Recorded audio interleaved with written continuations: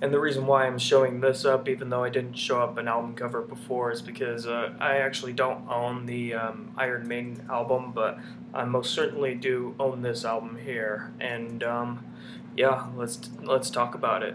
So Killers is Iron Maiden's second release back in 1981, and this is Paul Di'Anno's last album with the band.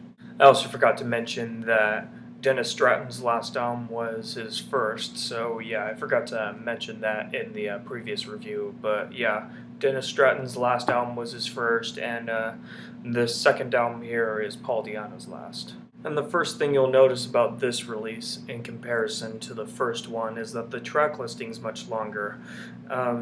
As compared with the 8-song track listing of the first album, here you have 11 tracks. So that's 3 more songs.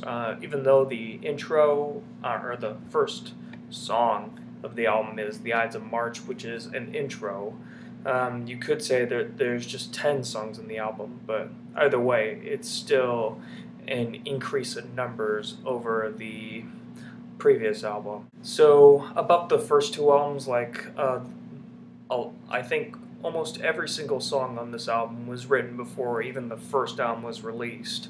They'd already written the material on the first 2 albums way before they were even recorded in the first place. So these were ideas that they've had since the very beginning.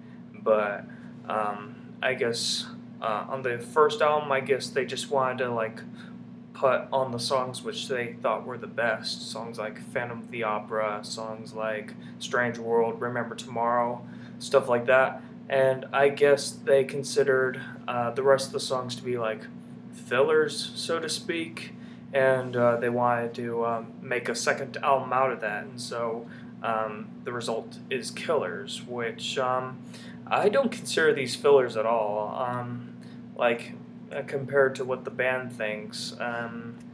I think the songs themselves, I think they're really strong. It doesn't matter if there's like a big epic, so to speak, like they did with Phantom of the Opera, because they never really had a concept of like, oh, one epic for every single album. That was a concept that the band hadn't even thought of yet. They just coincidentally wrote one, and they just put the rest of the songs that wasn't on the first album and made a second album out of it. That's not to say that I prefer Iron Maiden the debut over this one, because I actually much prefer this one. I think the songwriting content itself is a lot more fluid, and I think that's in part due to Martin Birch's production. I think the production is very much increased on this album. The first album, to be honest, kind of sounds like demo quality, the production of that album.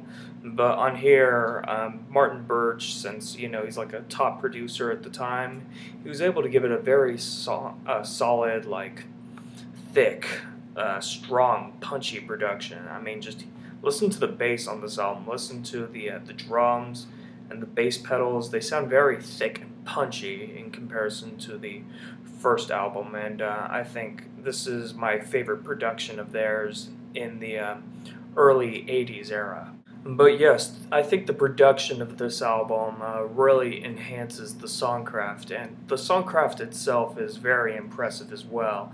I think it's even more impressive as an overall whole than the first album was, which, don't get me wrong, I love the first album songs too, but I think the songs themselves on here, I think they're a lot more solid. I think the ideas are a lot more concrete. There's a lot of really impressive songs like here, like Wrathchild, which is a very popular live staple. The title track Killers is a great one. Genghis Khan, which is by far my favorite instrumental by the band. Purgatory, which is a little thrashy, speedy little number, and yeah, it's one of my favorites on the album. Prodigal Son, which is a mostly acoustic bass track. You won't really get one of those until Journeyman, much later on Dance of Death. There's just a lot of really great songs on here to choose from, like some I haven't even mentioned yet.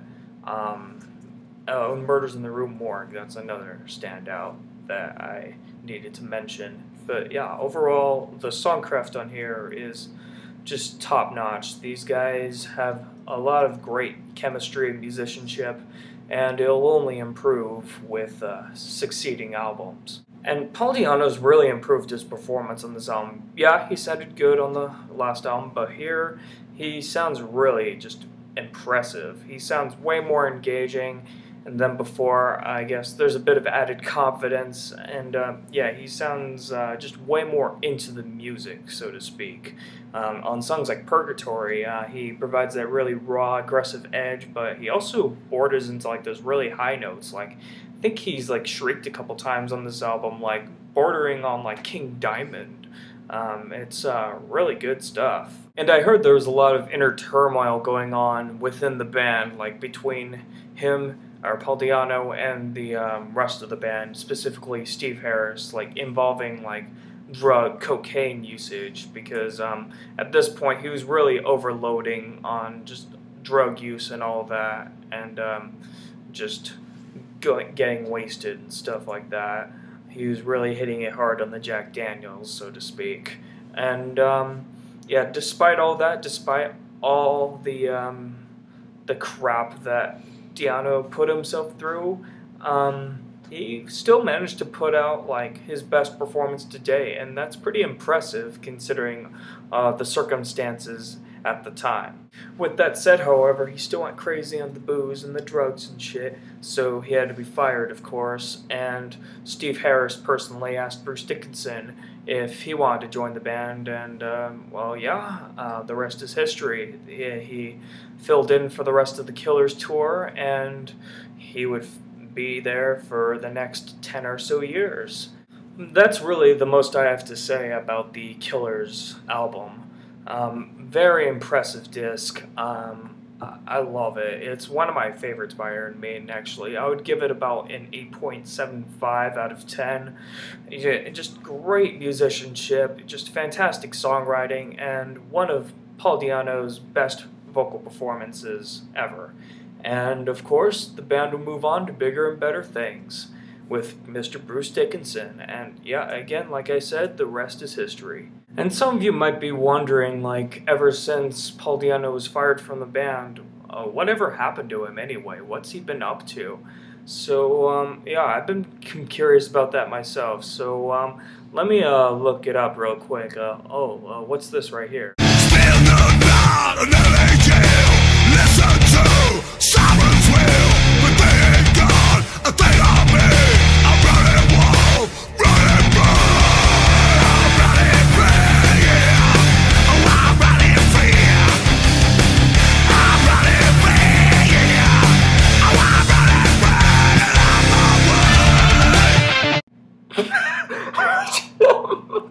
Oh my god.